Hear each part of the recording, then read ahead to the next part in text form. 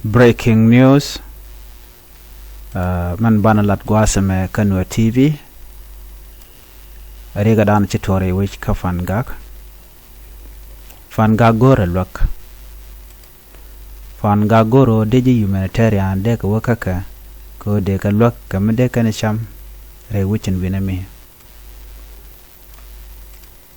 Shit ka mechi tuwagre wich ka Nasser. Ka kor gwase paiwa. Ajenan tuwagan tama ka Nasser.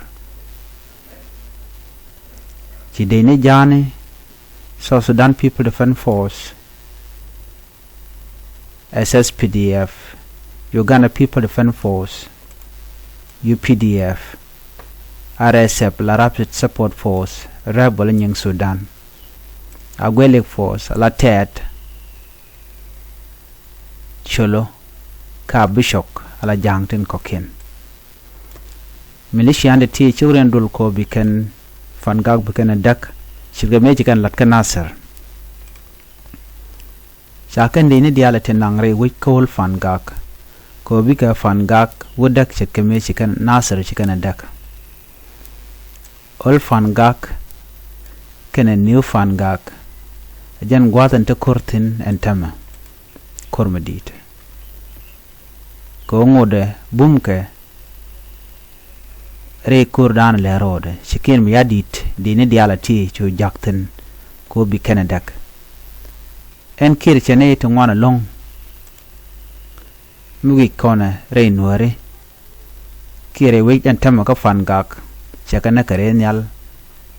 kene dialo ka nuare god man kene ngwana nuare ko bumke michigan bum chaga de bokar hen yale ko kan jiken gorno dong de ganyen kan ware ke pin ngai kono no cha nuare shop ke kinet jandang jok chaga displace ke chaga joirar chaga jaga bar karo dien re wuja dana te katen ka fan ka ko boka ke keren yale cha dol nuare chaga wang akir me yadi chu mena leken live stock boka ka ba hok det kan dial en mi chane no gwada mo ka chaka dung nuare nakake a jang let kan dialti ko chi nuare bute ko macham kana ke chi nuare bute ka dul toy ke ten jen wang kan dul nuare ka yer kan ting nuare shengnat gwan mi tel kwan gota ko na ten ka piu tel piru goro maska chengna re nyoch tel kol to toy na ten ngai ko na shang bej bejalong en kir jaga nuer ko biga tel lotre dor ken kana me nonga tel matka shajon anwari no deke international laller ko deke tek ngai komandana la roda ngode international community telem let kana ken ngai komandana togre do anware ngai kana te kel ne kirma yadit rai wi ku juba te kon kel ka bona kon ko lan wer ngai ken ma dan le rodo ko ne dial je ke information ke internet je ka bona kanen ken ka na kel ka deno chicken link chicken gor no de kana lat chicken gor de kana condemn chicken gor de ka action de kana kan ginye kan ka wan ken tam ngana kon wer mu ka kon e ngai ngwa ki ko kon e kwing ngwa mu bu kon te ka mat ke je kon bu te ka mat ko mi shanga ran ke lim shanga je no chuje la roda guje amun balel mi che kutram loga malana mel na te kamat neme ajen mugoro de nuero dien je kel kamat ko de ka rodien gang ke de gane dialtin buka ke karen yale de kan ngaje no ka ngane mi jang kana tet ke jitter nuere to cook ngai kona gwano nuerte ti ke jitter ngai kona jangan ter ke jitteran kono ngaje no ka jitaran tinna ko kon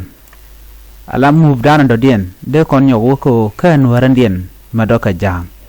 mun jang nuar ko naka kamo ko yana mu gore no biya rek biya je tukli yana gore no biya jitarun biya ngaje no ka ngane shi abtere kor bank ka ba no biya gwantare dun biya ngaje no nga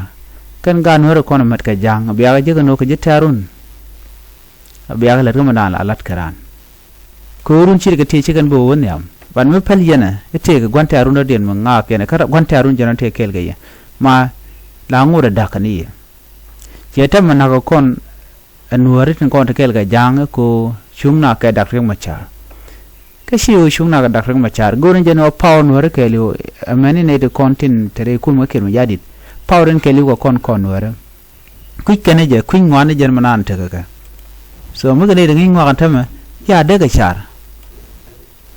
bat ko shi kan ngach manan le roda beje ko gor ko no ban shoydan ban je wuja Nuer kon te kwikir mi yadi tin na ko kon jakko na ko kon de kon charten jen do dan bari kon wuke je